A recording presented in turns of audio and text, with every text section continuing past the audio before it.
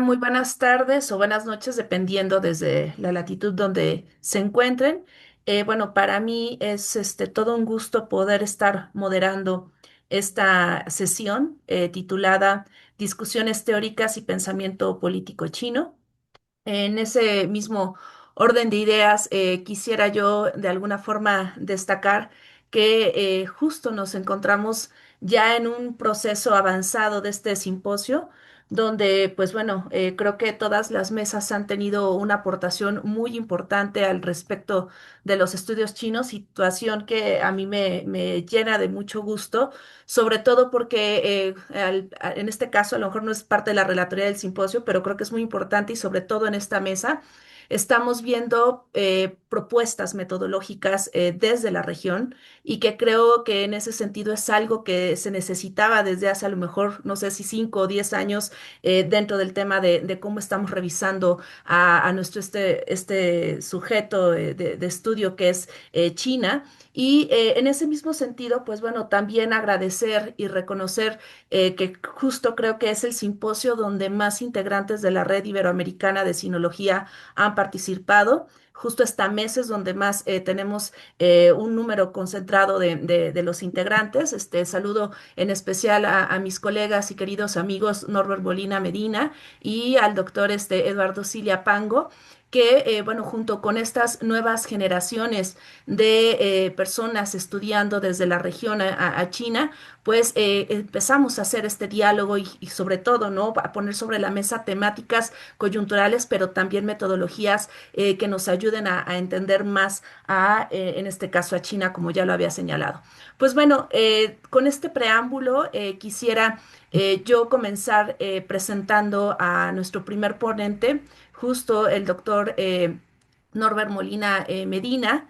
Él es doctor en estudios políticos, magíster en historia de Venezuela y licenciado en historia por la Universidad de los Andes en Mérida, Venezuela. Es profesor asociado y jefe del área afroasiática, adscrita al Departamento de Historia Universal de la Escuela de Historia de la Facultad de Humanidades y Educación de la Universidad de los Andes. Es director del Centro de Estudios África, Asia y Diásporas Latinoamericanas y Caribeñas, doctor Manuel Briceño Moncillo, fundador y secretario general de la Asociación Venezolana de Estudios sobre China, un aliado estratégico para el Observatorio de la Política China y sobre todo este gran productor de distintas publicaciones, como es el caso de los Cuadernos de China y de la Biblioteca de la Bech. Es editor asociado de Humania Sur, revista de estudios latinoamericanos, africanos y asiáticos adscrita al Centro de Estudios de Asia y África, en este caso del Colegio de México. Es miembro de la Red de China y América Latina Enfoques Multidisciplinarios, de la Red Academia Latinoamericanista sobre Estudios Sinológicos, de la Red Iberoamericana de Sinología, de Cátedra China, de la Asociación Hispánica de Estudios de China, de la Red Académica en América Latina sobre el Caribe China, de la Asociación Cultural SUNAGE, del World Council of Sinologists, Belt and Road Research Institute, del Beijing Language and Culture University y de la International Confucian Association, ex coordinador de la sección Venezuela de la Asociación Latinoamericana de Estudios de Asia y África y, pues sobre todo un gran amigo de casi toda la red y pues obviamente con una amplia experiencia. Querido Norbert, es tuyo el espacio y cuando queden estos 2 minutitos te comentaré por micrófono que estamos sobre tiempo. Muchísimas gracias. Muchas gracias, Raquel. Muy buenos días a todos. Muy buenas tardes. ¿Me escuchan? ¿Todo bien, verdad? Perfecto, todo Ok, bien, todo bien. voy a compartir con ustedes una breve presentación. Me indican si se está viendo. Listo. Em, bueno, en primera instancia quiero agradecer la invitación que permanentemente nos hace la red y el Observatorio de la Política China por este extraordinario encuentro que nos reúne a los académicos de la región y de otras latitudes interesados por los temas de China. Y en particular quiero rendir un homenaje a un gran amigo que ustedes conocieron, muchos de ustedes conocieron, fue el doctor Milton Reyes, con quien tuve la oportunidad de compartir durante muchísimo tiempo y en varios espacios. Para él, esta humilde presentación. El primero, que lleva por título Xi Jinping y la nueva concepción del desarrollo. El 1 de octubre de 2026, el Partido Comunista de China cumplirá 77 años dirigiendo los destinos del país asiático. Son distintas las etapas que explican su desempeño hasta nuestros días, y aunque todas con enorme influencia para esa sociedad, la que corresponde con las últimas 4 décadas y media es representativa de la potencia en ascenso que actualmente el mundo está observando con deslumbrante asombro. Ello nos lleva a plantear de entrada que la modernización de China es una obra del Partido Comunista que, ante la imperiosa necesidad de legitimación, ha centrado todos sus esfuerzos en un experimento que hace uso de las dinámicas del mercado para revitalizar su economía, denominando dicha experiencia como socialismo con características chinas o economía de mercado socialista.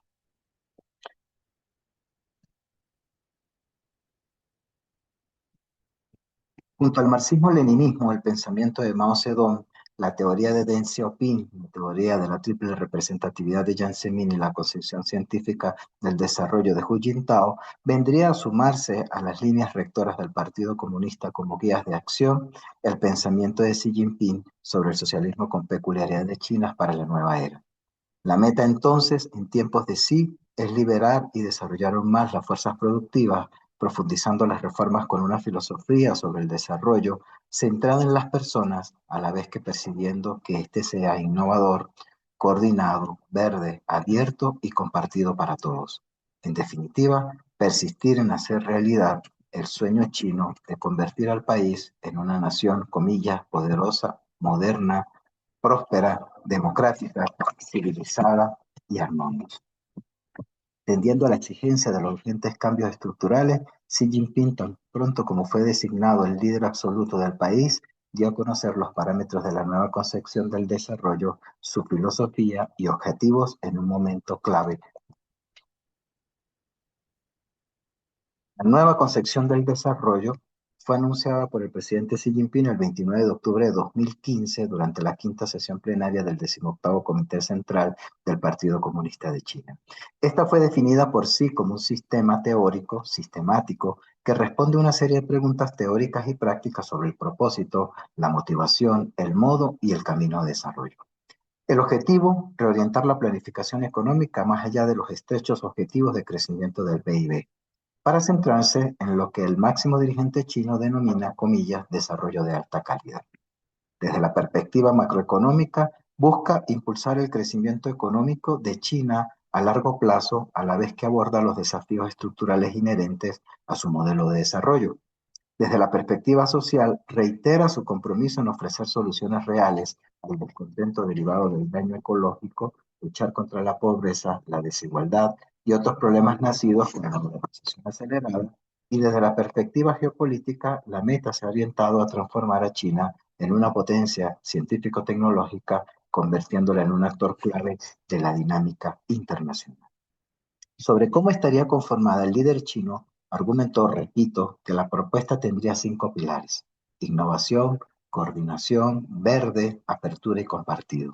A partir de allí podría decirse que la innovación científica y tecnológica es el núcleo alrededor del cual gira la idea transformadora del modelo de desarrollo chino. Para Xi Jinping, comillas, la capacidad inadecuada para la innovación es el talón de Aquiles de China, fin de la cita, insistiendo repetidamente que la innovación es desarrollo, la innovación es el futuro.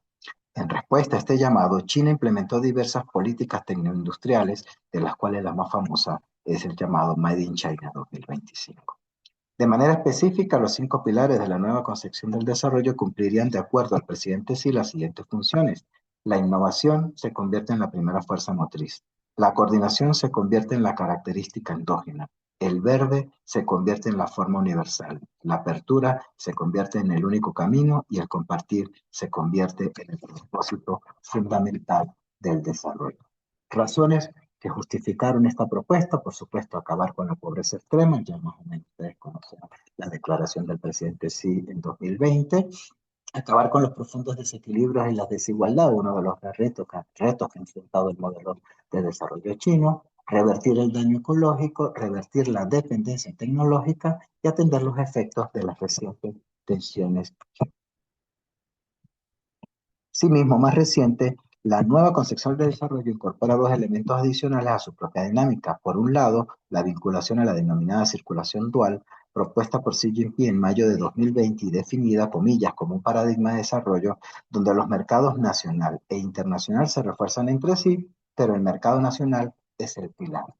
Mientras que más recientemente, como consecuencia de la guerra comercial con los Estados Unidos, los controles de exportación a extranjeros y la COVID-19, los líderes del Partido Comunista enmarcaron la nueva concepción del desarrollo en términos de la seguridad económica de China. De esta manera, el Comité Central respaldó esta fusión de la estrategia económica y de seguridad de China en el quinto pleno del 19º Congreso del Partido, declarando que la planificación integrada del desarrollo y la seguridad deben asumirse como un principio básico de la planificación del desarrollo.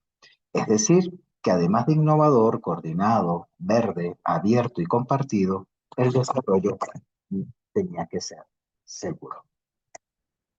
Dentro de los objetivos que busca la nueva concepción del desarrollo, teníamos entonces acelerar el fomento de un sistema completo de la demanda interna, acelerar la independencia y la autosuperación de ciencia y tecnología, impulsar la optimización de las cadenas industriales y de suministro, promover la modernización de la agricultura en las zonas rurales, mejorar la calidad de vida del pueblo, cumplir firmemente la exigencia del desarrollo.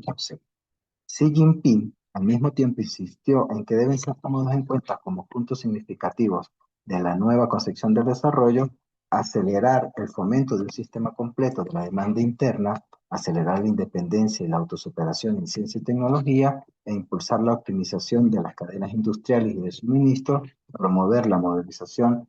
Perdón, esto ya lo había dicho, perdón. No menos relevante es el protagonismo otorgado a las personas, es decir, como centro neurálgico para la estructuración de las políticas del gobierno. Es decir, las personas son el principal cuerpo del desarrollo y los mayores son. Bien,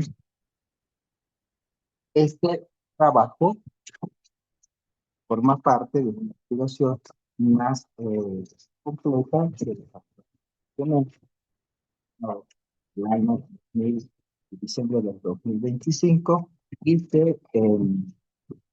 y que publicamos, que recientemente voy a leer aquí conclusiones para ir cerrando. Uno de los aportes más significativos de la nueva concepción del desarrollo es el énfasis en la innovación como motor principal del desarrollo. Xi Jinping identifica la capacidad tecnológica como el talón de Aquiles. Consciente de los valores que podrían ser en esta área vital, impuso estrategias como el Made in China 2025, buscando posicionar al país como líder global en sectores estratégicos, pero también reconoce que la dependencia tecnológica limita la autonomía nacional, por lo que viene promoviendo políticas que fortalecen la investigación, la educación y la industria de alta gama. Esta apuesta no solo busca mejorar la competitividad global de China, sino también reducir las flaquezas frente a presiones externas.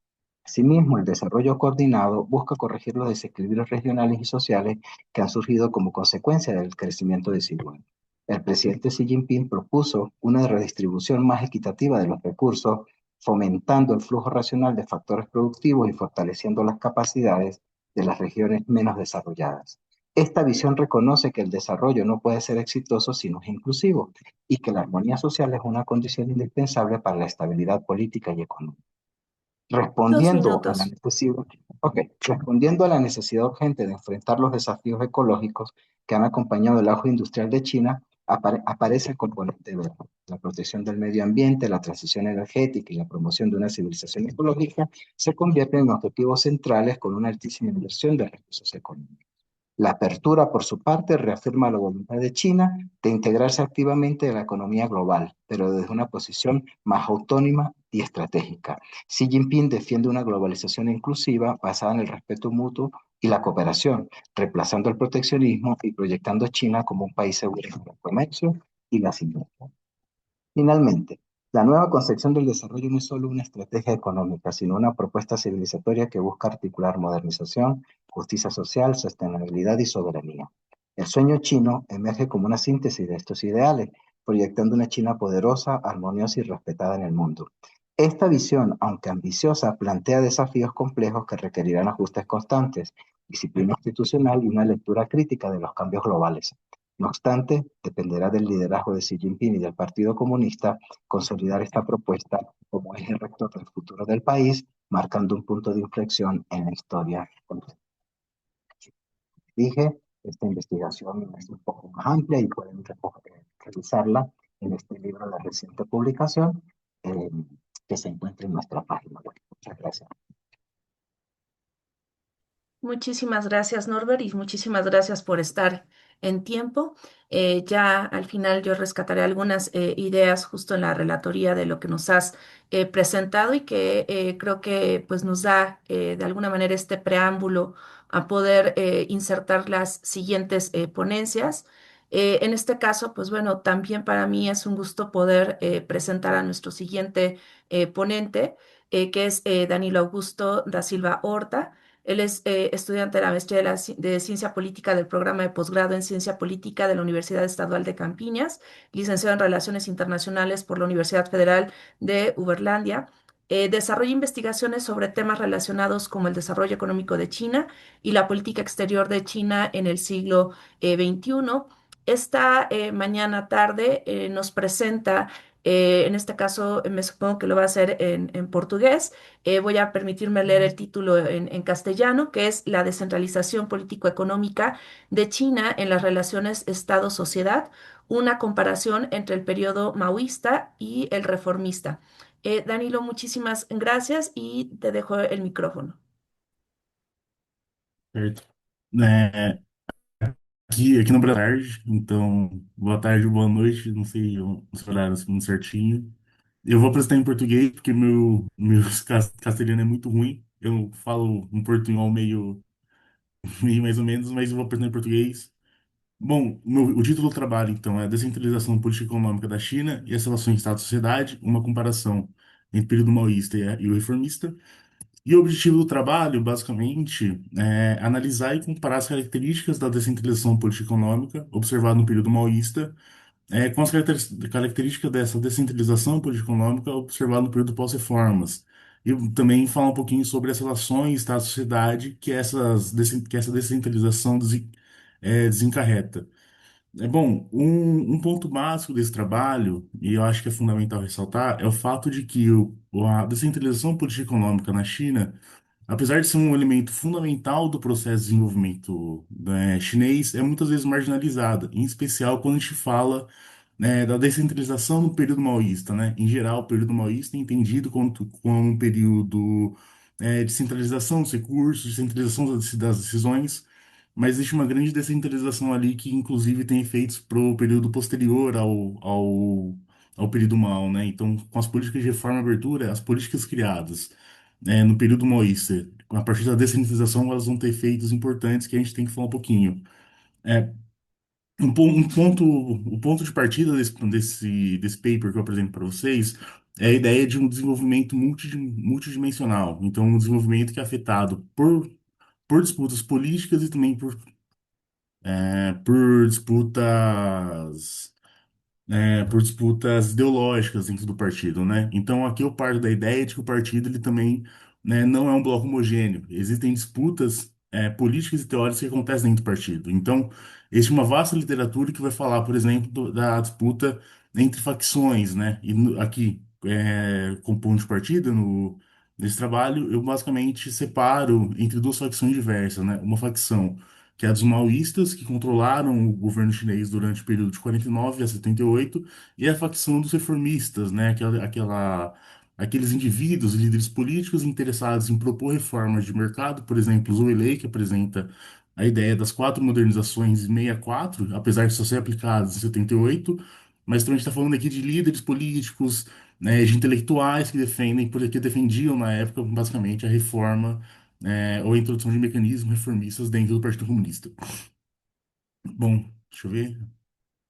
Passou o slide certinho? Tá. Então, o ponto de Sí. partida. Tá, tá. Aqui estava travado, mas passou.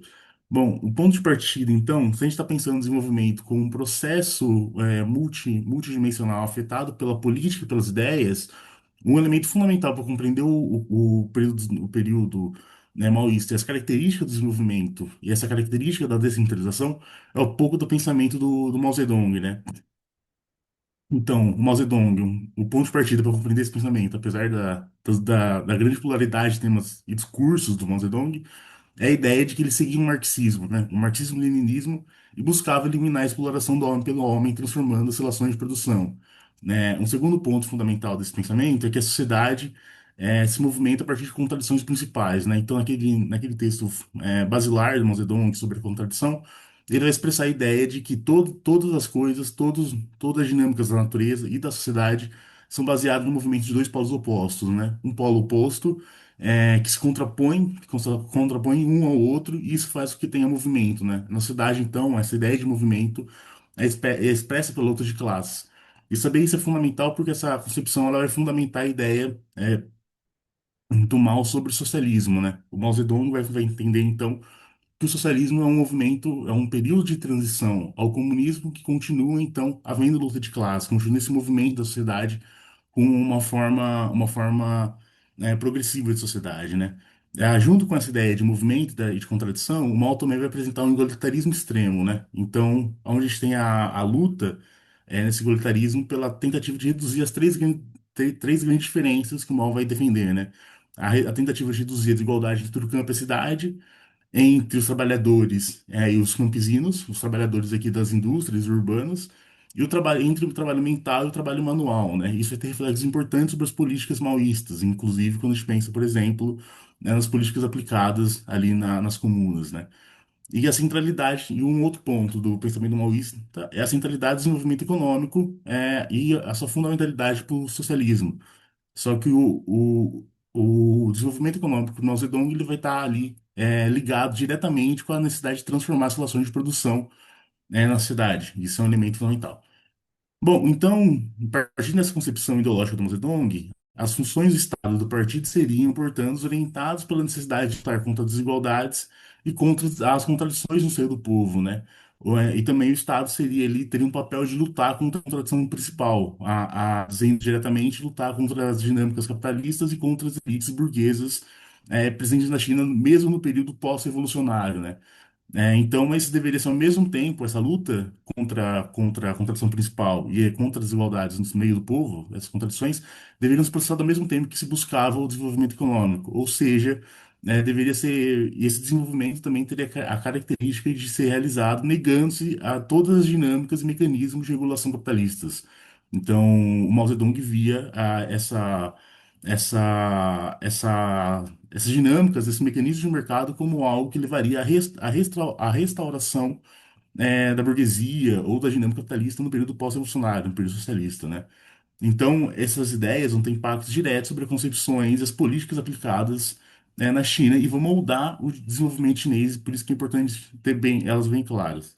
Bom, então dando um salto nessa apresentação, um pouco das características do desenvolvimento chinês foi que ele foi, nesse período, de 49 a 68, foi que ele foi intensamente estimulado pela industrialização, ele foi basicamente baseado no desenvolvimento de uma indústria de base e pela modernização militar da China. Então, ele foi guiado por investimentos em infraestruturas básicas também, e principalmente por esse complexo militar industrial, né?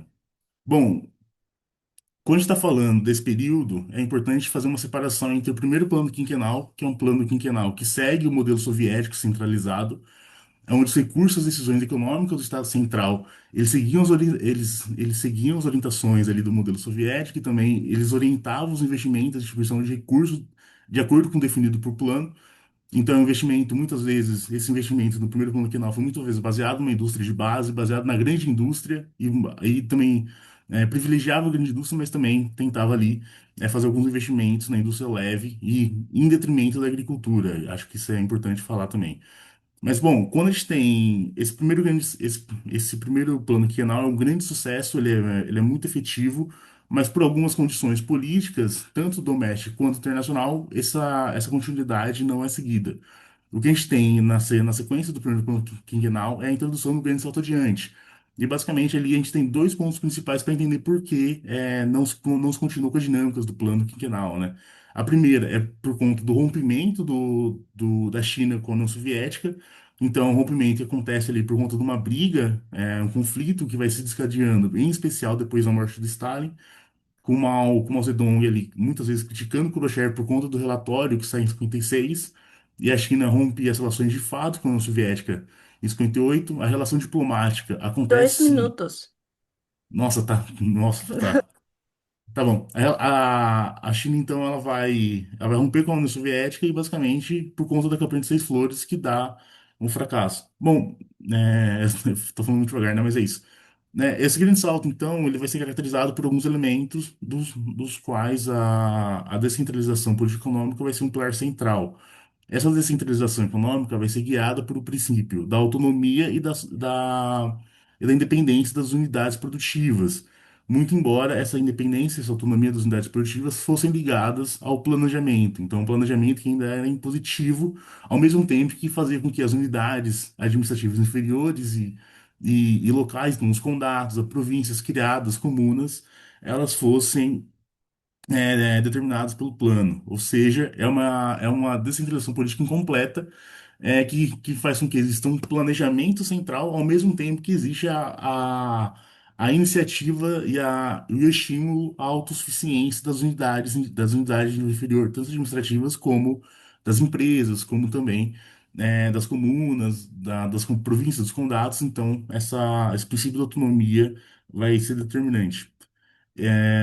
Essas dinâmicas do grande salto vão ser produzidas novamente durante a Revolução Cultural. Então, a descentralização política e econômica desse período vai marcar o período maoísta. Acho que isso é importante.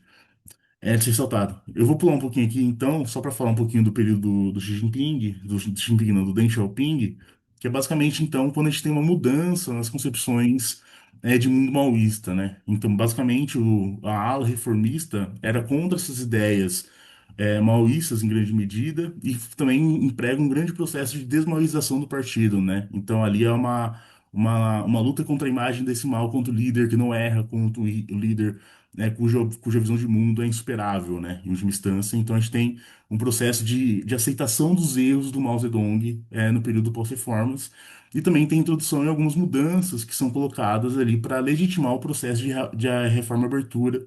E basicamente a gente tem ali um ponto principal dessa transformação ideológica, que é o fato de que o socialismo na China passa a ser entendido enquanto modo de produção, e não apenas quanto período de transição. Então, a luta de classe que foi definidora do período maoísta, essa luta pela transformação e da relação de produção, ela vai dar lugar a uma uma predominância do desenvolvimento econômico quanto papel fundamental do partido e do Estado. Isso vai fazer com que, basicamente, tenha essa reintrodução dos mecanismos de mercado na economia chinesa a partir das reformas. Então, a gente também vai ter alguns outros elementos que vão fazer com que as características da descentralização política e econômica mudem. Então, só resumindo, porque eu acho que o tempo está acabando, é o fato de que as relações entre níveis locais, entre empresas e Estado, nível local, entre nível local e Estado central, passam a ser dominadas pelo aquilo que vai ser caracterizado como contratos de responsabilidades. Ou seja, Por vão se favor, estabelecer, concluimos. tá, vão se estabelecer contratos que fazem com se estabeleçam metas e também façam com que que os níveis locais tenham responsabilidades de acordo com esses contratos. E isso vai causar uma mudança qualitativa, né, na relação entre Estado e sociedade, porque esses níveis locais vão ser cada vez mais cobrados, pela sociedade em contraposição ao Estado central, que vai ser cada vez mais visto como protetor da sociedade. Então, esse era o que eu queria falar um pouquinho nesse trabalho. Peço desculpa por falar devagar, mas é isso. Obrigado, obrigado, Raquel. Muito obrigada pela presentación, caro Danilo. Bueno, vamos ahora a continuar con nuestro siguiente ponente. Em, Me voy a permitir presentar en este caso a Carlos Augusto Manacorda. Carlos Augusto Manacorda es doctor en ciencias biológicas por la UBA y candidato a máster en políticas de vinculación con la República Popular China por la UNPAS Argentina. Investiga el desarrollo socialista chino y las relaciones Argentina-China, integrando su formación científica con un enfoque marxista para aportar una perspectiva original e interdisciplinaria al estudio del fenómeno chino. Ha enviado artículos a revistas de ciencias sociales sobre economía, historia y vínculos China-América Latina y prioriza la difusión de su producción académica en formatos accesibles para fortalecer la colaboración, sur-sur. Manacorda busca contribuir al debate sobre trayectorias socialistas en el siglo XXI desde el sur global, combinando rigor teórico-leninista con un análisis crítico de la experiencia china contemporánea. Y para esta sesión nos va a compartir la siguiente presentación titulada Fuerzas Productivas y Construcción Socialista, un análisis leninista de la China contemporánea. Carlos, es tuyo el micrófono. Gracias. Muchas gracias Raquel, muchas gracias a todos los participantes. Disculpen que me deje sin mi imagen, pero mi conexión a internet es mala y prefiero sacrificar mi imagen antes que la presentación en sí misma. Me dicen si llegara a no escucharse algo. Esperen que logre compartir. ¿Logran ustedes ver? Sí, ya está compartiendo. Bien. Bien. Bueno, como les anticipó Raquel, el trabajo que les presento hoy se titula Fuerzas Productivas y Construcción Socialista en China. Ups, perdonen. Ahí estamos. Bueno, por todos es sabido que el sistema capitalista demuestra una incapacidad crónica para resolver los problemas que él mismo genera, además de la catástrofe climática, que hoy por hoy es más que evidente.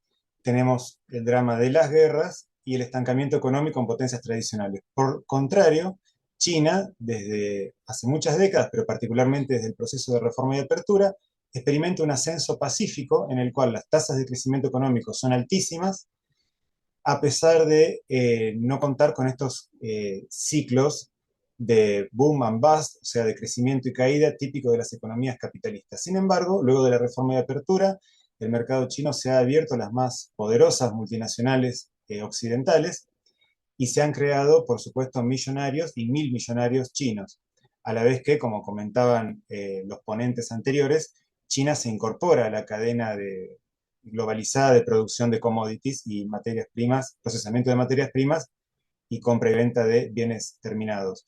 Esto genera la cuestión de si China ha abandonado el camino del socialismo al integrarse al mercado global o por el contrario continúa siendo un país socialista bajo una nueva forma.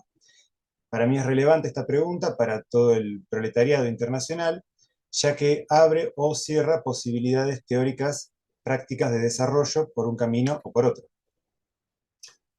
En este trabajo he intentado basarme en parte de los escritos de los teóricos fundadores del marxismo-leninismo para ver qué luz podían echar sobre este tipo de procesos. Por supuesto que, como bien dijo Lenin refiriéndose a cualquier objeto en particular, en este caso China, no podemos abordar un objeto de manera unilateral. Una sola característica que posea China en cualquier dimensión difícilmente nos va a permitir decir de manera inequívoca si es capitalista o socialista, sino que tenemos que ver muchas facetas de la realidad china para poder llegar a una conclusión que probablemente no sea definitiva, pero sea una aproximación más equilibrada y a salvaguarda de las desviaciones o las exageraciones. Por supuesto, acá hay muchos temas, muchos parámetros que podrían evaluarse para ver si China es socialista o no. Por un tema de espacio digamos, practicidad, he elegido el desarrollo de las fuerzas productivas. Por empezar, Marx y Engels destacaron ya en sus clásicos trabajos que el paso al socialismo y luego al comunismo requería sine qua non un desarrollo sin precedente de las fuerzas productivas. Específicamente, Engels, ya en 1880, decía que el capitalismo es el resultado, la división de clases es un resultado, más bien, de un estadio de desarrollo social relativamente primitivo en el que las fuerzas productivas no están del todo desarrolladas. Cuando las mismas lo estén, recién se podrá hablar de una posibilidad de barrer con la división en clases. Tres fundamentos del Estado socialista básicos deben ser, según estos autores, la naturaleza gradual de la desposesión de la burguesía, la planificación de la producción fuera de la anarquía de la producción capitalista librada a la voluntad de los capitalistas, y un aumento rápido de las fuerzas productivas. De este modo, los primeros teóricos del socialismo dejaron en claro que sin un aumento enorme en las fuerzas productivas no puede hablarse de socialismo. Es decir, no alcanza con el igualitarismo. Lenin continuó exactamente en esta misma línea, ya pasando de la teoría a la práctica, es decir, es un puente, Lenin, entre teoría y práctica. El socialismo no es un fin en sí mismo, sino una etapa de transición a la cual no le dio plazo de duración. Las características clave de este proceso es la eliminación de la explotación, pasando la propiedad más bien a la esfera social. Llamativamente, Lenin aclara que persistirán las desigualdades y el derecho burgués en esta etapa transicional. Es un requisito indispensable que esto se lleve a cabo bajo un control popular que no permita la restauración capitalista, pero debe hacerse a toda velocidad. El desarrollo lento no es socialismo. Específicamente, Lenin estableció que hace falta un movimiento de masas deliberado hacia una mayor productividad laboral en comparación al capitalismo. Es decir, el socialismo debe ser una etapa superior al capitalismo en producción y en productividad. Bajo estos estándares uno puede evaluar si la China de hoy cumple o está dirigida a cumplir estos objetivos: control de medios por parte de las mayorías y no de los capitalistas, fuerzas productivas, velocidad y calidad, planificación, es decir, desarrollo caótico versus desarrollo planificado y sostenido. Eso no quiere decir rigidez, sino justamente eso, ¿no? Tener un objetivo que pueda cambiar de manera adaptable, y el camino de la tendencia, podemos decir, a la disminución de las desigualdades. En cuanto al control de los medios de producción, la respuesta es un rotundo sí. La mayoría del PBI chino hoy se explica por actividad privada. Sin embargo, todas esas empresas privadas dependen del dominio de las empresas estatales, SOEs en inglés, que controlan las palancas básicas de la economía: minería, construcción, industria, la producción de electricidad, telecomunicaciones. Está todo bajo el control estatal, y también tenemos, por supuesto, los ejemplos recientes de limitación de las ganancias y de las prácticas comerciales de gigantes económicos chinos como Alibaba y Didi. Durante la pandemia del COVID-19, mientras los 1.000 millonarios occidentales se hicieron aún más 1.000 millonarios, en China los 1.000 millonarios chinos vieron una reducción de sus ganancias de hasta el 30%, ya que fueron invitados a compartir el esfuerzo de todo el pueblo chino en su lucha contra la pandemia. Más concretamente, en cuanto a los dirigentes chinos durante el periodo revolucionario, los principales dirigentes chinos, que forman los pilares de su pensamiento y práctica, enfatizaron que sin un enorme incremento de las fuerzas productivas, no iba a haber ningún socialismo en China. Deng Xiaoping, en particular, le dio, luego de la reforma y apertura, un impulso muy grande a la ciencia y la técnica, poniéndose él al servicio de los científicos, como estableció en un congreso a propósito de la ciencia y tecnología a finales de los 70, diciendo que la ciencia y técnica son las principales fuerzas de producción. Lenin había dicho que el socialismo es el poder de las masas, por así decirlo, más la electrificación de todo el país. Es decir, hay una base electroenergética del socialismo, y esto es porque no se puede producir nada actualmente sin una cantidad de energía inmensa. China es hoy el mayor productor y consumidor de energía a escala global. No solo eso, sino que es el que instala más energía renovable.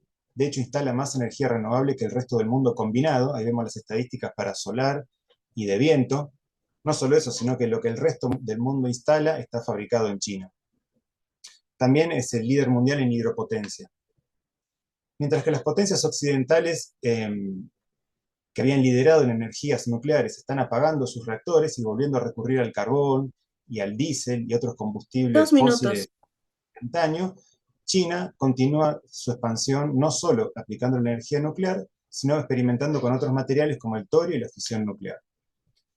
Esta cantidad de energía le permite controlar básicamente la base material, ya no de China, sino casi del resto del mundo, fabricando más de la mitad del acero y del aluminio a escala mundial, que son las materias primas para hacer cualquier máquina. Esto le lleva a tener la mitad de la flota mercante del mundo, produciendo 200 veces el tonelaje marítimo que produce Estados Unidos. También controlan las tierras raras, sin las cuales no existe el siglo XXI tecnológicamente. Esto les permite ser los primeros exportadores de autos en 5 años, pasando a los demás fabricantes de autos del mundo, instalar la mayor cantidad de robots industriales, más que el resto del planeta entero, y ya tienen vehículos autónomos que sirven para la minería de altura, en donde las condiciones de trabajo serían insalubres para los seres humanos. Son camiones autónomos que andan con una red de telecomunicaciones china. Por el lado de inteligencia artificial, el costo de las apps chinas que compiten en calidad con las apps occidentales es de 30 veces menos. En solo 15 años lograron tener 2/3 de la red de transporte de alta velocidad de tren en el mundo, con precios del pasaje que son inferiores a los demás países. Han pasado a Estados Unidos en muy pocos años como los mayores productores de papers científicos de calidad en ciencias naturales, y hoy China tiene la mayor parte de los mejores científicos del mundo. En cuanto a la planificación, obviamente sí, han tenido diferentes planes quinquenales que son hechos por personales capacitados, pero sobre una base de consulta general en grassroots, o sea, de masas, para evidenciar también las necesidades de las personas. Esto ha llevado en la apertura a un aumento en la desigualdad hasta las décadas anteriores, cosa que ahora se está revirtiendo, de tal manera que en 2020 incluso lograron eliminar, según certificó las Naciones Vamos Unidas, la extrema concluyendo, por favor. campos. Muy bien, ya termino. Cuando se habla de reducir la pobreza en China, es más que nada reducir la pobreza rural, y en ese sentido el presidente Xi Jinping ha enfatizado una y otra vez y se han puesto en marcha muchos programas específicos para terminar con la pobreza en el campo y lograr la revitalización rural. De modo que podemos ver que China cumple 4 requisitos básicos socialistas, marxistas, leninistas, para considerarse un país socialista, y que el éxito de la economía y la sociedad china no se deben a un milagro económico, como se puede decir, sino a la aplicación innovadora del marxismo-leninismo a su realidad concreta. Las implicaciones estratégicas son poseer soberanía política y económica, un desarrollo material que permita nuevos derechos y una alternativa para el sur global que ha estado fracasando durante más de 100 años en buscar un desarrollo propio en base al capitalismo. Esta es la última, una de las últimas, dice cómo se desarrollarán como cuestiones las relaciones con una potencia de semejante poderío económico industrial, qué lecciones se ofrecen para países en vías de desarrollo, y si tendrá la economía china un tamaño mayor a la del resto del mundo combinado. Dejo acá unas referencias para quien guste pedírmelas, y les agradezco desde ya la atención prestada en la charla. Muchísimas gracias, Carlos, por tu presentación. En este caso, pues bueno, voy a permitirme seguir con el orden de esta sesión. En este caso, pues bueno, también me da mucho gusto poder integrar en esta sesión a otro de los académicos que justo han profundizado muchísimo en todo lo que es esta parte de la teorización y la percepción con respecto al Partido Comunista Chino, que es el doctor Eduardo Sili Apango. Y pues en este caso, pues me permito leer su semblanza, que es, él es doctor en Ciencias Políticas y Sociales con especialidad en Relaciones Internacionales por la Universidad Nacional Autónoma de México. Obtuvo el grado de maestro en Estudios de Asia y África con especialidad en China por el Colegio de México. Es licenciado en Relaciones Internacionales por la Benemérita Universidad Autónoma de Puebla, integrante del Sistema Nacional de Investigadoras e Investigadores Nivel 1. Entre sus logros se encuentran la obtención del premio Dr. Marcos Kaplan 2024, otorgado por la mejor tesis doctoral en Derecho y Ciencias Sociales, así como el premio a la mejor área de investigación en las ediciones 2021 y 2023. El doctor Cilia Pango ha desarrollado su trayectoria académica con la publicación de más de 60 trabajos, incluidos artículos, capítulos de libros. Y libros tal cual. Sus investigaciones se centran en temas como los bienes públicos globales, la geopolítica y las relaciones internacionales de China. Esta mañana nos presenta esta ponencia titulada Demandar al fusil a la organización de la guerra multidominio, el desarrollo de las fuerzas productivas militares bajo Xi Jinping. Eduardo, es tuyo el micrófono. Gracias. Muchas gracias a ti, Raquel, por la presentación. Me gustaría agradecer también, obviamente, al Observatorio de Política China por la organización de este importante simposio en honor a nuestro querido colega Milton Reyes. Como ya mencionó la doctora Raquel, y un poco avanzando, ¿no? Pues el punto de partida de esta reflexión es un debate muy reciente sobre la transformación tecnológica de la guerra. Como seguramente varios de ustedes aquí sabrán, Hace apenas algunos días, el coronel portavoz del Ministerio de Defensa, Yang Bin, advirtió públicamente sobre los riesgos de la militarización de la inteligencia artificial. En declaraciones precisamente difundidas, señaló que permitir que sistemas de inteligencia artificial tomen decisiones letales o influyan excesivamente en la conducción de operaciones militares podría generar escenarios de descontrol tecnológico y erosionar los principios de responsabilidad humana en el uso de la fuerza. Y bueno, más allá de la dimensión ética de esta advertencia, me parece que el comentario refleja una preocupación estructural mucho más profunda. ¿Cuál? Que la guerra está entrando en una fase caracterizada por una complejidad tecnológica sin precedentes. Y bueno, durante gran parte del siglo XX, precisamente los sistemas militares estaban organizados fundamentalmente alrededor de plataformas relativamente independientes, tanques o armas blindadas, buques, aviones. En la actualidad, sin embargo, las capacidades militares parecen depender cada vez más de sistemas tecnológicos altamente integrados que combinan inteligencia artificial, redes de datos, sensores remotos, etcétera, y esta integración tecnológica pues ha dado lugar a lo que muchos analistas denominan como la guerra multidominio, que más adelante me voy a permitir em, definir, pero bueno, un poco en tono, ¿no? Con lo que ya se había mencionado en la ponencia anterior, me parece que esto también refleja una creciente complejidad justamente de lo que podríamos conceptualizar como las fuerzas productivas militares y voy a definirlo también más adelante. Entonces, bueno, precisamente todo esto me permite justamente lanzar la pregunta que orienta a esta investigación y a esta ponencia, y es cómo se organiza políticamente en China el desarrollo de las fuerzas productivas militares necesarias para la guerra multidominio. Y bueno, como respuesta al argumento central de la ponencia, es que bajo el liderazgo de Xi Jinping, el principio histórico de que el partido manda al fusil, que fue un principio puesto por Mao Zedong, ha evolucionado hacia una forma más compleja de control político sobre el desarrollo de las fuerzas productivas militares necesarias para hacer la guerra contemporánea.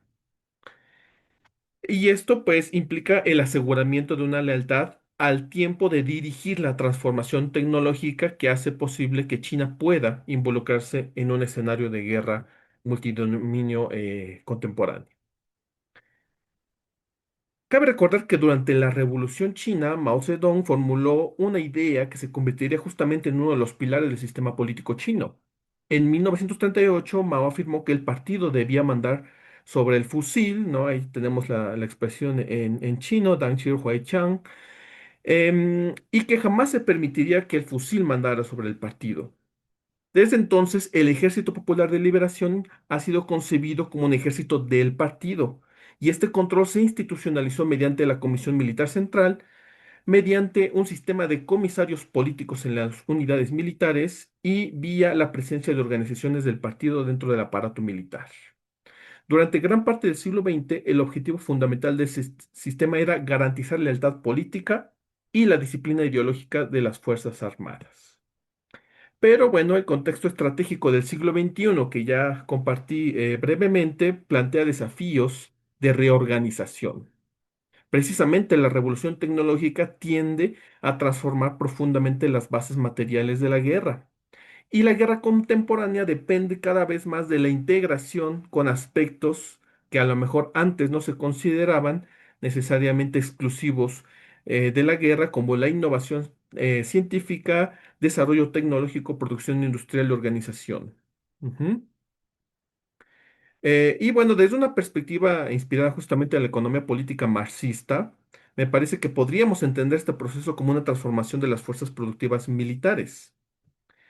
En este sentido, me permito definir un poco a partir del diálogo con la lectura que ofrecen estos conceptos que ustedes pueden ver ahí, a las fuerzas productivas militares como el conjunto de los medios materiales, capacidades tecnológicas, conocimiento científico, fuerza de trabajo, etcétera, que hace posible la producción y reproducción del poder militar de un Estado, constituyendo la base material sobre la cual se organizan las relaciones políticas e institucionales de la guerra en un contexto histórico determinado. Esto me gustaría mucho destacarlo, ya que me parece que estos conceptos, y también ahí coloco sus fuentes, hablan de una parte de lo que está pasando justamente ahora en China, pero, y un poco siguiendo, repito, el tono de la ponencia anterior, al ser el Ejército Popular de Liberación un ejército político del partido y el partido al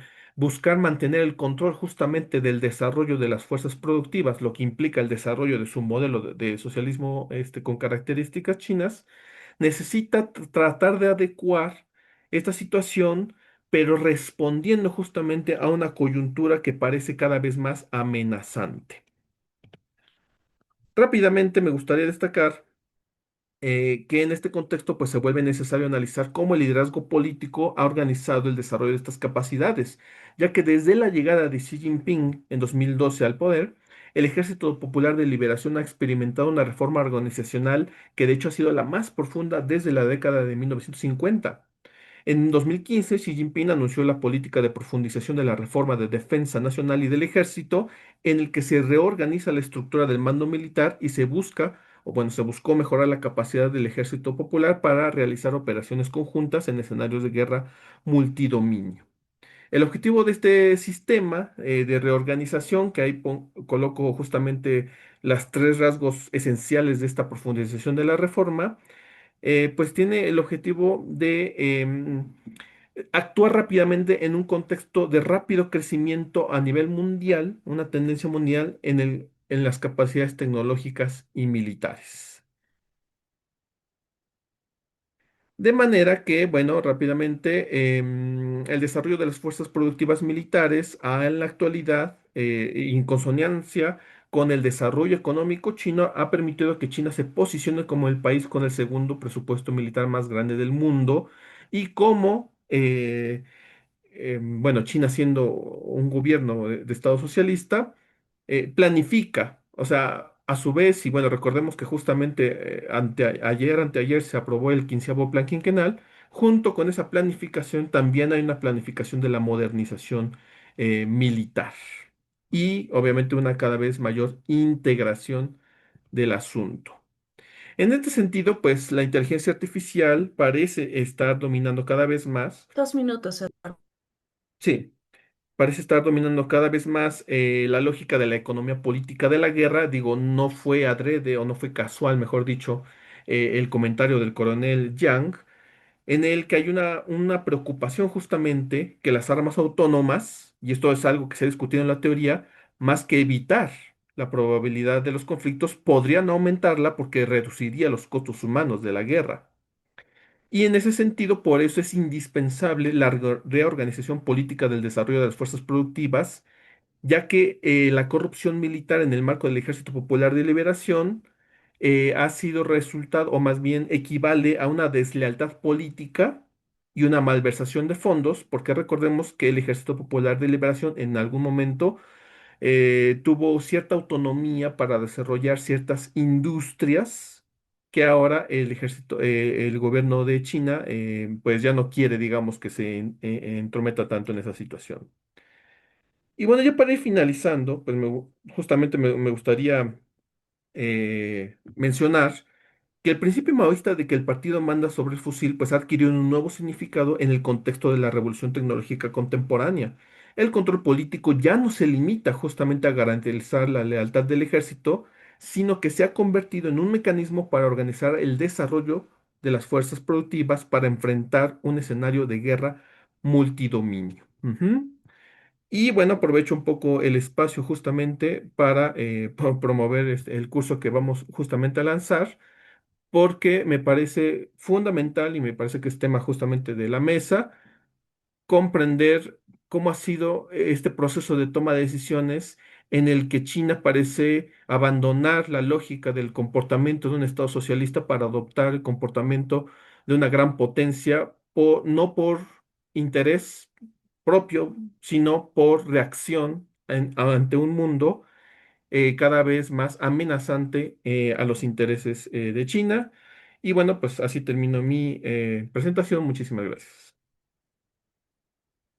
Muchísimas gracias, Eduardo, por tan interesante presentación. En este caso, pues bueno, vamos ya cerrando la mesa y en esta ocasión me permito presentar a nuestros siguientes ponentes, que son Luis Fernando Escobedo Pérez y Eduardo Crivelli Minuti.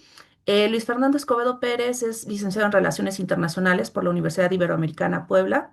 Actualmente es estudiante de la maestría en Relaciones Internacionales y Derechos Humanos de la Facultad de Ciencias Políticas y Sociales de la Benemérita Universidad Autónoma de Puebla. Y lo acompaña, como ya lo mencioné, el doctor Eduardo Crivelli Minuti, quien es doctor en Sociología. Él es profesor de la licenciatura en Relaciones Internacionales y de la maestría en Relaciones Internacionales y Derechos Humanos de la Facultad de Ciencias Políticas y Sociales de la Benemérita Universidad Autónoma de Puebla. Es integrante del Sistema Nacional de Investigadores e Investigadoras de México, nivel 1, secretario de la Coordinación del Grupo de Investigación en Cooperación Sur-Sur de la Red Española de Estudios de Desarrollo. Pues bueno, queda para ustedes el micrófono y pues bueno, ya les indicaré cuando falten 2 minutos. Ya estamos Muchas viendo ahí la gracias. presentación, Luis. Muchas gracias a todas y a todos. Aprovecho para agradecer pues, el espacio y la oportunidad. Tengo que decir que pues esta ponencia que presentamos es un avance del trabajo de investigación de tesis de Luis Fernando Escobedo en la Maestría de Relaciones Internacionales y Derechos Humanos de la Benemérita Universidad Autónoma de Puebla. Y pues hemos estado trabajando en esta idea sobre China y el Occidente, un poco contrastar la idea de hegemonía y los derechos humanos en este sentido. Para esto, ¿puedes cambiarle, por favor?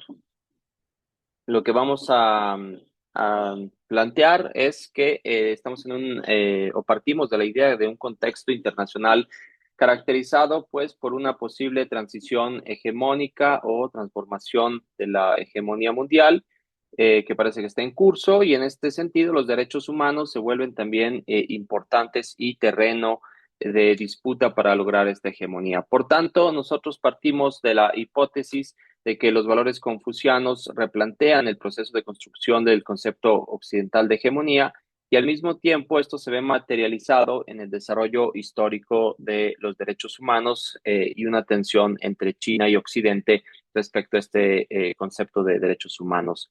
Entonces, el objetivo que vamos a plantear hoy, que va a plantear con más detalle Luis Fernando, pues es reflexionar sobre estos orígenes, evolución y significado de los derechos humanos que van adquiriendo en el siglo XXI, precisamente en el marco del desarrollo de la idea occidental de hegemonía y en contraste con los valores confucianos de la teoría relacional china. Adelante. Muchas gracias. Primero hacemos un recorrido teórico para identificar lo que se entiende en Occidente por hegemonía. La definición es el poder de un Estado para ejercer funciones de liderazgo y gobierno sobre un sistema de estados soberanos, pues esta se trata del poder asociado con la dominación, ampliado por el ejercicio del liderazgo intelectual y moral. Como podemos identificar, el poder, el liderazgo y la dominación son tres conceptos clave para Occidente y entendiendo la hegemonía desde este punto de vista.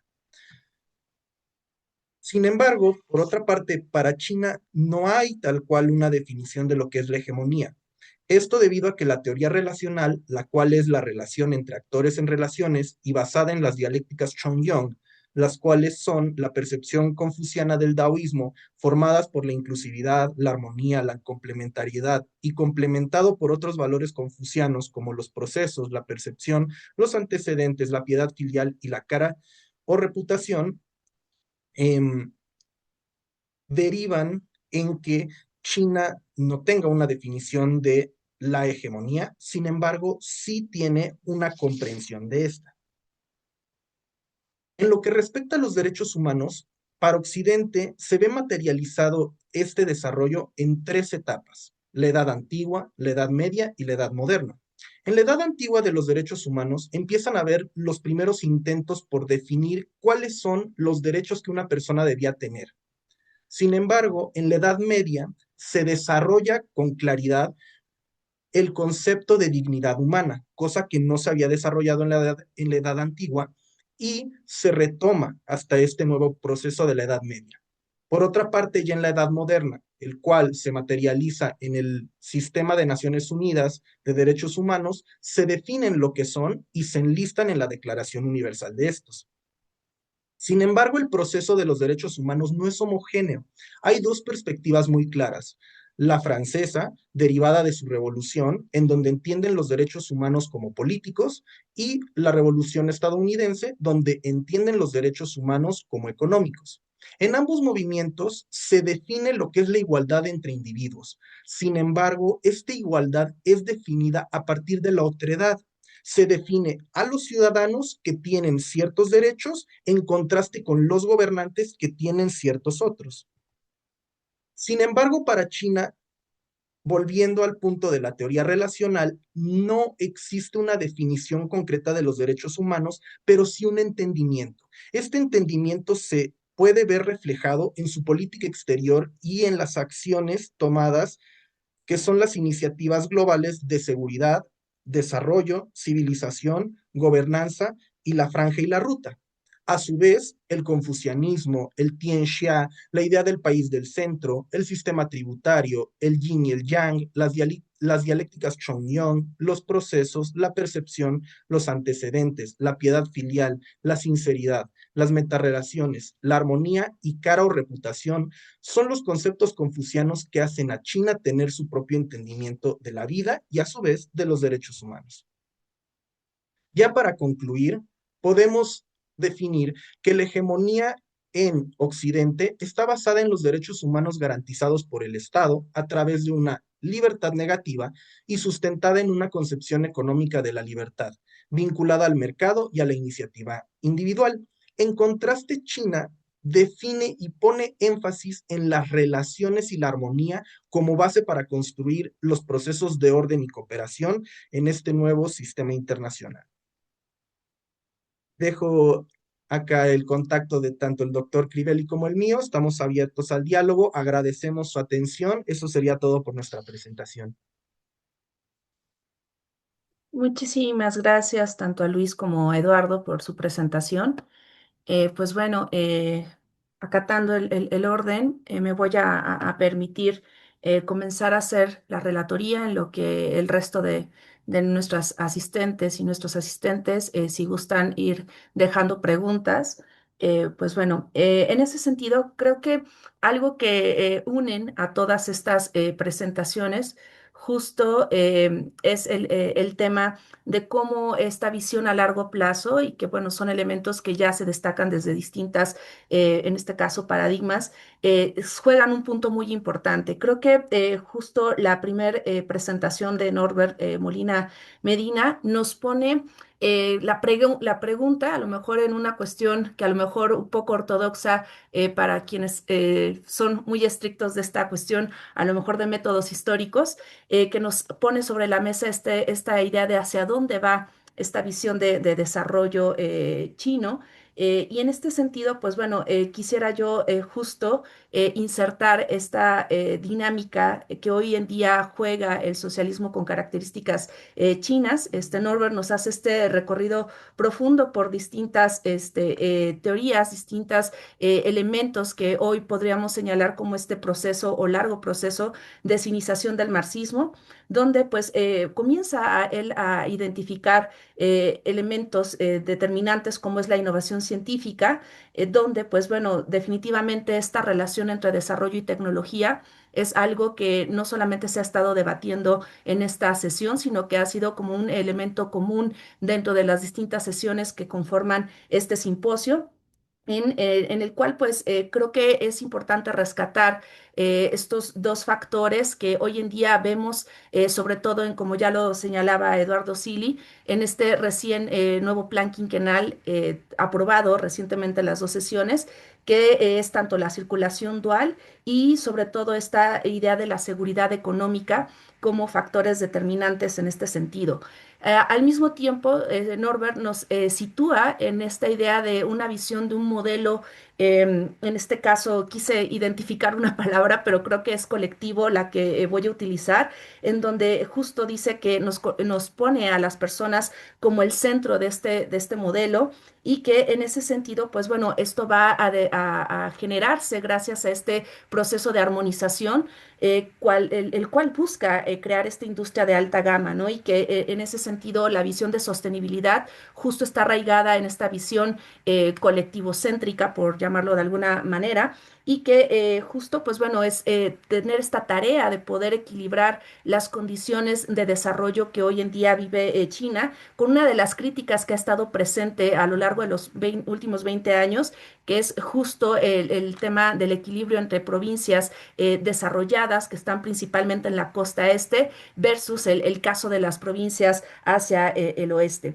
En ese sentido, pues bueno, justo con este panorama que nos da Norbert Molina Medina, entran a discusión las siguientes ponencias en el cual pues nos lleva a un poco a enraizar el origen de esta evolución hacia este socialismo con características chinas para la nueva era de Xi Jinping, cuyas raíces, insisto, pues están en lo que nos plantea Danilo con respecto a este proceso de descentralización política económica y que en ese sentido, pues Danilo nos hace mucho énfasis en esta visión multidimensional, en el cual, si bien creo que a lo largo de las cuatro ponencias se destaca el papel del Partido Comunista Chino y que es algo inherente en el tipo de organización política y de sistema político que tiene China y sus procesos de burocratización, destaca en este sentido los distintos procesos o las visiones de modernización, en el cual, pues bueno,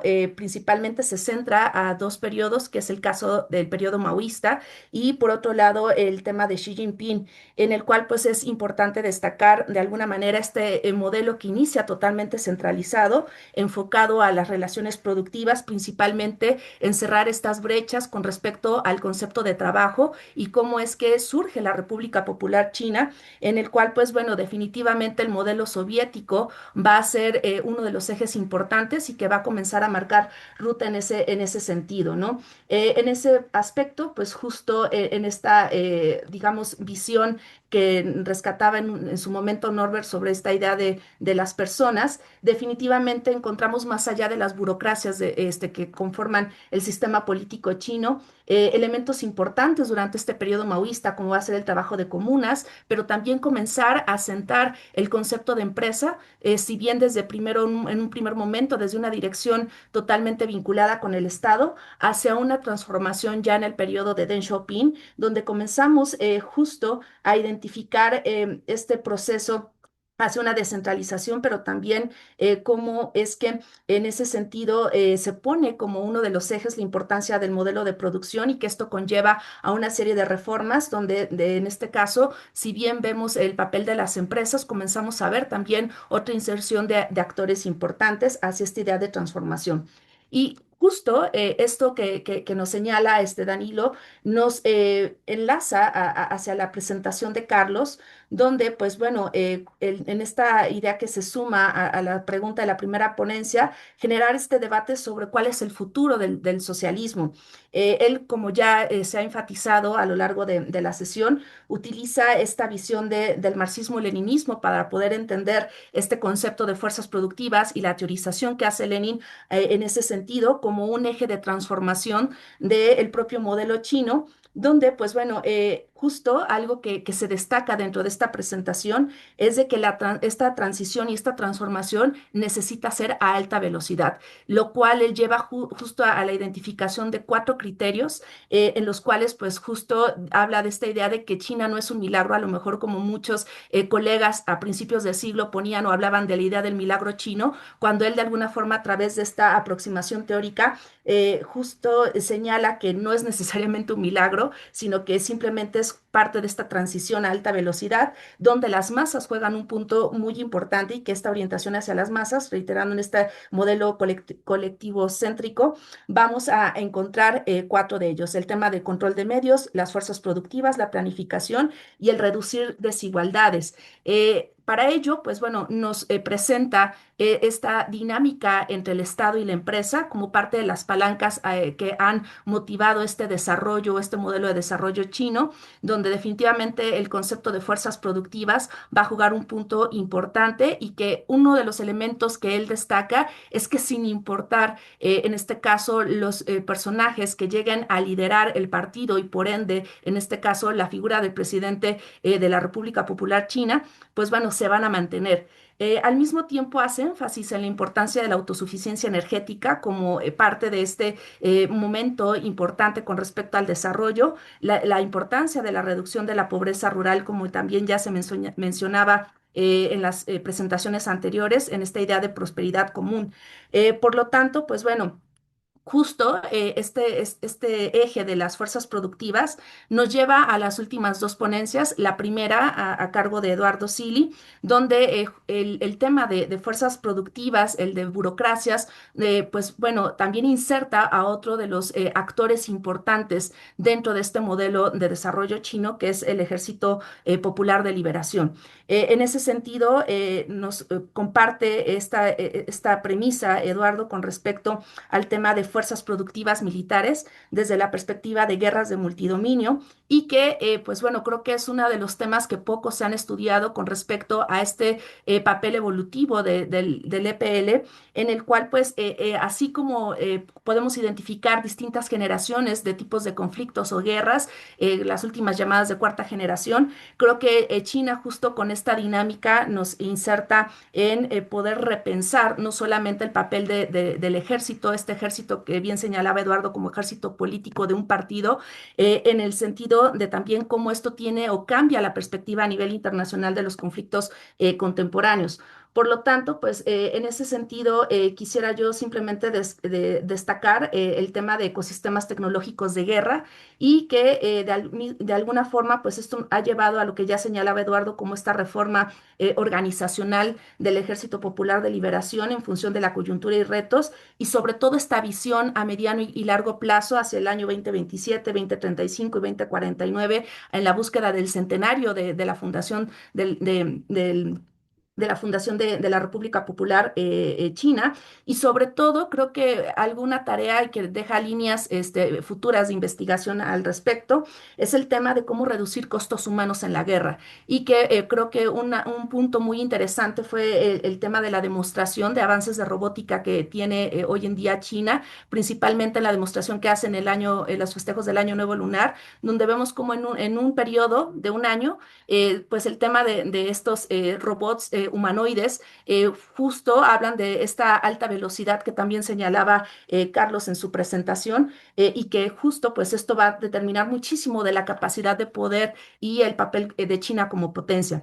Por último, quisiera insertar otro eje muy interesante en estos debates teóricos, si bien no desde una perspectiva marxista, pero sí insertando en esta idea de cinización del marxismo, como también el confucianismo juega un punto importante al momento de hacer la revisión sobre el concepto de derechos humanos, en el cual pues creo que una de las aportaciones que hace el trabajo de Luis y Eduardo, que como bien lo señalaban, está en una primera fase de desarrollo, el tema de poder crear puenteo metodológico entre obviamente la teoría occidental y por otro lado el pensamiento filosófico chino, creo que es una aportación interesante y que bueno, más allá de que hoy en día nos presentan una perspectiva de marcos teóricos con respecto a los alcances y las perspectivas hacia una cuestión más liberal desde la parte occidental y esta parte, digamos, más relacional desde la perspectiva confuciana, pues bueno, será muy interesante poder leer en un futuro el trabajo finalizado de Luis.